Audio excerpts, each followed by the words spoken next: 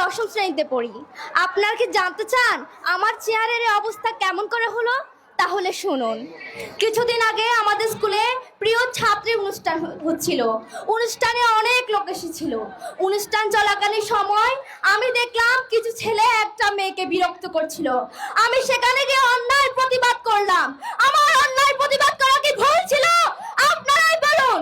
আজ সেই ভুলের মাসুল আমাকে দিতে হচ্ছে। কিছুদিন পর আমি যখন রাস্তা দিয়ে যাচ্ছিলাম, সেই ছেলে আমার মুখে অ্যাসিড মেরে দিল। আমার প্রচন্ড কষ্ট হলো। এরপর আমি যখন বাসায় গেলাম, বাবা বলে উঠলো আমি তাকে ছেড়ে নাই, আমার মেয়ে নয়।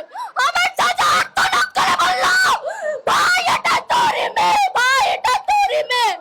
আমি যখন আয়নার সামনে গেলাম, আমি নিজেকে চিনতে পারলাম না। আমি না, আমি না, আমি না। এরপর বাবা যখন ওসি সাহেবের কাছে গেল, ওসি সাহেব তাদেরকে ধরলো ঠিকই, কিন্তু কিছু টাকার বিনিময়ে তাদেরকে ছেড়ে দিয়েছে। তারা আজ মুক্তভাবে ঘুরে বেড়াচ্ছে। আমি পারছি না মুক্তভাবে ঘুরে বেড়াতে। কেউ আমাকে